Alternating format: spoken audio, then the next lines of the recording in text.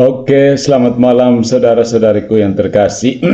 Eh, Topik pertemuan kita pada malam hari ini sesuai dengan yang kesepakatan bersama itu prinsip-prinsip kemurtatan di dalam gereja Katolik. Maksudnya apa saja yang membuat orang bisa disebut berdosa apostasi. Apostasi itu artinya meninggalkan iman, meninggalkan Tuhan kita Yesus Kristus. Maka dalam lema gereja Katolik, dalam istilah dalam gereja Katolik itu ada yang dinamakan heresi, skisma, dan apostasi. Atau kalau diterjemahkan ke dalam bahasa Indonesia biasanya pakai bidat, skisma, dan kemurtadan. Ya, heresi, skisma, dan apostasi. Bidat, skisma, dan murtad. Oke. Jadi heresi, skisma, dan apostasi ini bagi kita orang modern terasa sangat kuno ya, seperti kata-kata kuno, seperti kedengaran kuno yang dibaca dalam teks sejarah gereja. Tapi sebenarnya heresi, skisma, dan apostasi itu ada di sekitar kita. Orang bisa saja berdosa, merangkul skisma, merangkul heresi, atau bahkan murtad karena satu dan dua alasan. Tapi kita akan pada malam hari ini kita lihat bagaimana apa itu kemurtatan dan bagaimana gereja menghadapinya. Ya, yang pertama mari kita lihat definisinya. Katekismus Gereja Katolik ini mendefinisikan ketiga dosa terhadap iman ini dengan cara seperti ini. Dalam nomor 2089 itu ada ketiga hal ini disebut incredulity atau ketidakpercayaan, yakni pengabaian terhadap kebenaran yang diwahyukan atau penolakan yang disengaja untuk menyetujui kebenaran itu. Nah, ini terdiri dari bidat atau heresi, yakni penyangkalan keras kepala pasca pembaptisan terhadap beberapa kebenaran yang harus dipercayai dengan iman yang ilahi dan Katolik. Atau itu juga merupakan keraguan keras kepala mengenai iman, mengenai beberapa kebenaran. Heresi ini dari bahasa Yunani hairesis, artinya memilih. Dia memilih, lalu keras kepala menolak yang lainnya. Yang berikutnya adalah kemurtatan atau apostasi, yaitu penolakan total terhadap iman Kristen. Penolakan total. Dan yang berikutnya adalah skisma atau penolakan untuk tunduk kepada Paus Roma atau persekutuan dengan anggota gereja yang tunduk kepadanya. Ini juga sesuai dengan kitab hukum kanonik, Kanon 751. Nah, teologi moral gereja selalu membedakan antara dosa objektif atau yang material dengan dosa formal. Ada dosa material dan dosa formal. Orang yang percaya sesuatu yang bertentangan dengan iman Katolik secara material adalah seorang bidat atau heretik. Mereka memiliki masalah bidat, kesalahan teologis. Jadi, sebelum Konsili Vatikan kedua, cukup umum untuk berbicara tentang orang-orang Kristen non-Katolik sebagai bidat dan heretik. Karena banyak dari doktrin mereka secara objektif bertentangan dengan ajaran Katolik.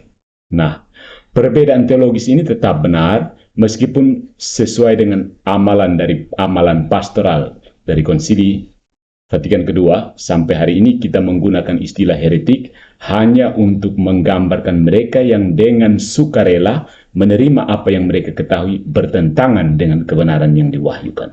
Ya, orang-orang seperti itu secara formal, artinya dalam hati nurani mereka di hadapan Allah bersalah karena heresi, karena bidat. Ya, dengan demikian orang yang secara objektif berada dalam bidat tidak secara formal bersalah atas bidat. Jadi secara objektif dia berada dalam bidat, heresi, tapi secara formal tidak bersalah, tidak berdosa. Dengan kondisi syaratnya, jika ketidaktahuan mereka tentang kebenaran adalah karena pendidikan mereka dalam tradisi agama tertentu, yang mereka bahkan mungkin sangat setia dengan tradisi itu, tanpa tahu ya. Lalu yang kedua, mereka tidak bertanggung jawab secara moral atas ketidaktahuan mereka akan kebenaran. Nah, ini adalah prinsip ketidaktahuan yang tak terkalahkan atau istilahnya invincible ignorance yang selalu diakui oleh teolog Katolik sebagai alasan, bisa menjadi excuse di hadapan Tuhan bahwa dia tidak berada dalam gereja Katolik, tidak percaya ajaran Katolik, tapi dia masih bisa diselamatkan, can be saved. Ini dari prinsip ketidaktahuan yang tidak terkalahkan. Beda kalau orang tahu tapi tidak mau masuk ke dalam gereja Katolik.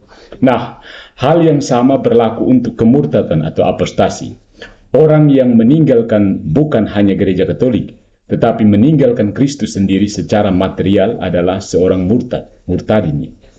Dia secara resmi murtad melalui penolakan iman Kristen yang disengaja, dan karena itu bersalah. Ini benar-benar dia keluar. Secara tahu dan mau keluar meninggalkan gereja. Akhirnya, orang yang menolak tunduk kepada Paus Roma yang didefinisikan Konsili Vatikan pertama sebagai memiliki keutamaan otoritas universal atas seluruh gereja, setidaknya adalah seorang skismatis material. Dengan demikian, adalah umum di masa lalu untuk berbicara tentang gereja-gereja ortodoks skismatis yang memutuskan hubungan dengan Roma pada tahun 1054. Dan seperti halnya heresi, kita tidak lagi menganggap kesalahan moral dari mereka yang menjadi anggota gereja-gereja dalam skisma dari Roma, dan dengan demikian tidak lagi menyebut mereka sebagai skismatis. Artinya pada saat terpisah, mereka itu terpisah karena skismatik. Sesudah terpisah, itu bukan urusan gereja lagi. Lalu yang berikut kita tiba pada satu kata yang sering digunakan juga sehubungan dengan murtad, heresi, dan skisma, yaitu ekskomunikasi. Ekskomunikasi. Ketika menyangkut umat Katolik yang secara resmi berdosa atas heresi, bersalah atas heresi, kemurtadan atau skisma, gereja menerapkan hukuman ekskomunikasi. Kitab Hukum Kanonik 1983 mengulangi sanksi-sanksi dari Kitab Hukum 1917 sebelumnya dengan menyatakan seperti ini. Dalam Kanon 1364, yang pertama, dengan memperhatikan Kanon 194 bagian 1 dan 2, seorang murtad dari iman, seorang bidat atau skismatis menimbulkan ekskomunikasi otomatis, atau istilah hukumnya late sentitiae. Dan jika seorang klerikus, imam, dia juga dapat dihukum dengan hukuman yang disebutkan dalam ada satu kanon tertentu lagi, 1336 bagian 1 nomor 1, 2, dan 3. Jadi kalau skismatik ini adalah seorang klerus, hukumannya ada hukuman tambahan. Nah, jika kekacauan jangka panjang atau keseriusan skandal menjaminnya, hukuman lain dapat ditambahkan, termasuk pemecatan dari status klerikal. Kanon ini mengatakan bahwa sekali seseorang dengan sukarela menolak Kristus, memeluk bidat, mengetahui bahwa hal itu bertentangan dengan iman ilahi dan Katolik, atau menolak tunduk kepada Paus Roma, atau persekutuan dengan anggota gereja yang tunduk kepadanya, berdasarkan hukum itu sendiri, mereka secara otomatis dikucilkan.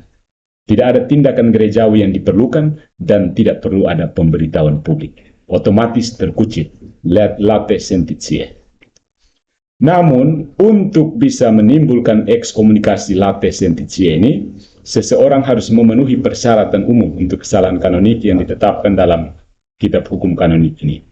Misalnya, seseorang yang belum, istilahnya diligent, belum secara teratur, masih dengan hati-hati menimbang masalah yang dia mau keluar atau tidak keluar, dia masih, jadi belum terlibat dalam tindakan, mereka tidak dihukum.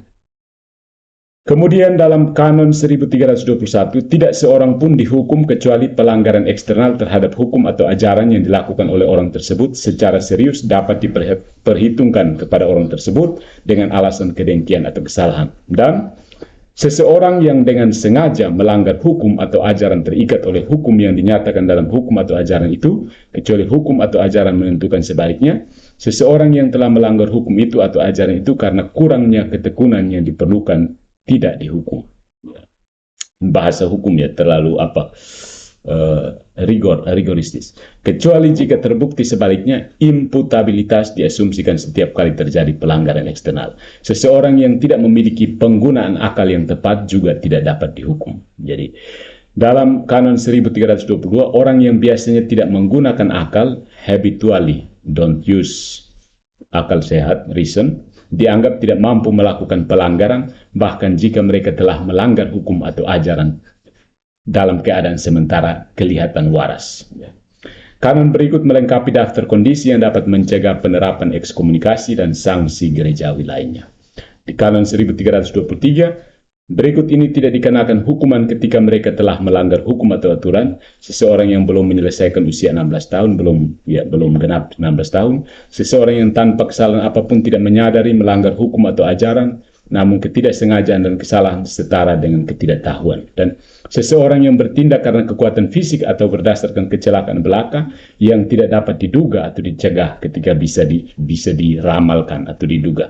Dan seseorang yang bertindak karena ketakutan besar, bahkan jika hanya relatif serius, atau karena kebutuhan, atau karena ketidaknyamanan serius, kecuali tindakan itu secara intrinsik jahat atau hampir membahayakan jiwa.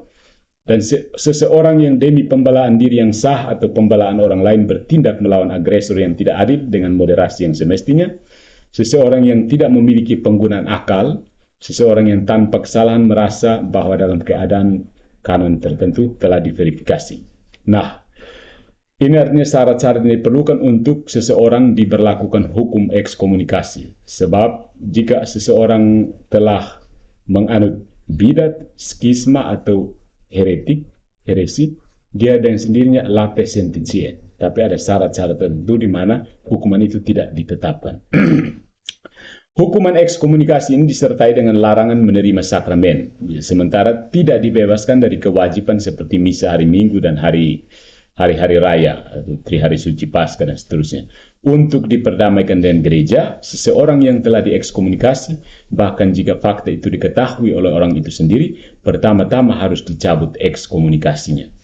Dengan pengecualian kejahatan-kejahatan tertentu yang hanya khusus untuk tahta suci, setiap uskup memiliki wewenang untuk menjatuhkan hukuman ekskomunikasi.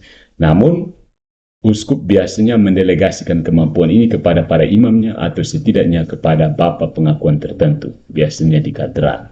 Jadi, dengan mengaku dosa, seseorang biasanya dapat dicabut hukumannya. Jika bantuan kepada otoritas yang lebih tinggi diperlukan, bapa pengakuan akan mengatakannya dan mengundang orang tersebut untuk kembali pada lain waktu. Kemudian akan mendapatkan pengampunan hukuman dari uskup dan mengkomunikasikannya kepada peniten. Orang tersebut kemudian bebas untuk membuat pengakuan dosa yang baik dan sepenuhnya berdamai dengan Kristus dan gereja. Nah, yang paling penting sekarang adalah dengan adanya skisma, heresi, dan apostasi, itu sebenarnya kelihatan jelas ya. Orang menolak gereja atau menolak ajaran gereja, menolak Kristus, keluar dari gereja, melakukan apa? Skisma dan heresi. Tapi ada bahaya khusus ya yang disebut ultra tradisionalis movements ya, ultra tradisionalis movement ini yang mau tetap berada dalam gereja tetapi tidak mau ikut ajaran gereja ya, gerakan ultra tradisionalis. Di dalam gereja saat ini ada bahaya khusus bagi mereka yang seringkali karena alasan yang tampaknya sah, penyalahgunaan liturgi, liturgical abuse, promosi heresi secara terbuka bahkan oleh klerus ya, dan sebab-sebab yang serupa.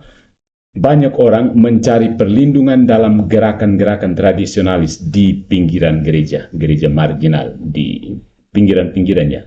Kelompok-kelompok ini yang dapat dibedakan dari mereka yang mencintai tradisi misa tridentin dan sakramen-sakramen yang merayakannya dengan in communion with Paus. Menempuh jalan mereka sendiri di luar hukum-hukum gereja. Mereka ini biasanya merasionalisasi ketidaktaatan mereka dengan menyerang Konsili Vatikan II, ritus liturgi saat ini, dialog ekumenis dan antaragama, dan seringkali bahkan terhadap Paus Yohanes Paulus II secara pribadi. Dan tidak pernah membedakan antara ajaran dan hukum di satu sisi, dan penyalahgunaannya oleh para pembangkang yang tidak taat di sisi lain. Ya, orang-orang ini sepertinya lihat langsung general saja, langsung menjudge secara general saja. Kelompok-kelompok seperti ini, seperti SSPX, Serikat Santo Pius ke-10, Santo Pius ke-5, gerakan, ada istilahnya ini, kami menolak sampai ke wajah Anda. Dalam bahasa Inggris, ya, terjemahkan. Namanya seperti itu, namanya agak putih seperti itu. Gerakan Bruder Dimond dan Biara Keluarga Kudus. Mereka ini siap memanfaatkan skandal untuk mendapatkan dukungan di antara yang tidak waspada, yang putus asa oleh situasi setempat mereka. Mungkin mereka berpikir bergabung dengan ortodoksi yang lebih sempurna dan sisa-sisa umat Katolik yang lebih setia. Ya. Motif-motif semacam itu dapat memaafkan rata-rata orang yang merasa nyaman dalam kelompok-kelompok seperti itu. Setidaknya pada awalnya, meskipun seperti yang diajarkan Santo Thomas Aquinas, ikut mengambil skandal dalam dosa-dosa orang lain adalah dosa itu sendiri. Jadi terlibat dalam kedosaan orang lain itu sama dengan berdosa. Nah, ada bahaya besar bahwa mulai dari perpecahan material menolak tunduk kepada paus, bahwa semua kelompok ini memiliki kesamaan. Katolik tidak dapat lama mempertahankan posisi dengan mengatakan bahwa mereka itu tunduk kepada paus sementara tidak mematuhinya. Pada titik tertentu mereka harus memilih, orang-orang atau kita yang rasa diri seperti itu harus memilih dan secara resmi mematuhi perpecahan kelompok. Dalam beberapa kasus identitas kelompok tergantung pada beberapa penolakan formal terhadap gereja. Kita lihat misalnya fenomena di mana orang menolak ritus Novus Ordo yang sangat efektif mempercepat kematian spiritual bagi penganut awam. Yang sekarang ramai di Indonesia itu adalah gerasa gerusu seputar liturgical abuse yang terjadi di kalangan kelompok doa karismatik, pembaruan karismatik Katolik. Itu banyak liturgical abuse sehingga orang-orang awam mulai bertanya-tanya, ini sebenarnya yang mana, bagaimana tanggapan gereja terhadap ini? Ya, yang juga disayangkan bagi jiwa-jiwa seperti itu adalah kenyataan bahwa kelompok-kelompok ultra tradisionalis ini mengaku ortodoks secara doktrinal, sebuah ortodoksi yang harus mencakup ajaran ekstra eklesia nulla salusia.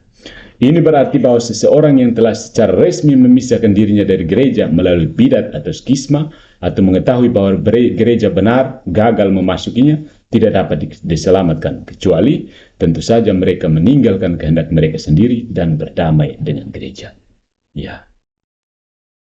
Nah, ada dua suara dari magisterium, yaitu dari Paus Bonifacius ke-8 dalam uraian yang pertama tentang otoritas kepausan. Ya, meskipun diberikan kepada manusia dan dilaksanakan oleh manusia, bukanlah manusia melainkan ilahi dan telah diberikan oleh firman ilahi kepada Petrus sendiri dan kepada para penerusnya di dalam dia yang diakui Tuhan sebagai batu karang yang mapan ketika dia berkata kepada Petrus itu sendiri, apa yang kamu ikat, dan seterusnya dan seterusnya. Matius bab 16 ayat 19. Oleh karena itu, barang siapa menolak kuasa yang ditetapkan oleh Allah ini, menolak perintah Allah. Tidak mengherankan bahwa dengan cukup waktu kelompok-kelompok seperti itu pasti menghasilkan orang-orang yang mengklaim bahwa tahta Petrus sudah kosong. Karena logika sikap skismatis mereka pada akhirnya tidak dapat didamaikan dengan doktrin keutamaan Paus seperti yang diucapkan oleh Paus Bonifacius dan Vatikan Pertama. Jadi prinsipnya seperti ini. Bidat atau heresi, skisma dan murtad itu jelas orang kan keluar dari gereja, jadi kita langsung tahu, oh ini sudah keluar, dia dosa, ekskomunikasinya late sententia. Tapi yang berbahaya adalah orang yang tetap berada dalam gereja tapi tidak mau tunduk kepada paus, menolak Konsili Vatikan kedua, mencari kelompok elitis dan seterusnya, membuat perpecahan tetap mau berada dalam gereja. Nah, ini yang agak sulit ya. Karena seperti maju kena, mundur kena. Saya kira di medsos ini juga banyak ya orang-orang ultra tradisionalis, gerakan-gerakan ultra tradisionalis. Mereka itu sebenarnya pada prinsipnya sudah menolak kepausan itu sendiri, tapi masih mau mengaku diri sebagai Katolik dan tetap berada dalam gereja Katolik dan menganggap diri mereka sebagai orang Katolik sejati dari kumpulan yang tersisa, di mana semuanya sudah murtad. Jadi istilah yang sekarang marak itu adalah The Great Apostasy. The Great Apostasy. The Great Apostasy ini pernah menjadi teori pada abad ke-7, kemudian menjadi teori pada abad ke-16, dan sekarang di dunia modern juga kembali menjadi teori untuk mengedepankan ide-ide sendiri. Persis seperti itulah perpecahan gereja terjadi. Karena orang berprinsip Great Apostasy. Gereja sudah murtad dan tinggal kita ini yang murni suci tak bernoda, begitu. Terima kasih. Itu saja tentang bidat, skisma dan heresi, bidat dan heresi, skisma dan apostasi. Terima kasih.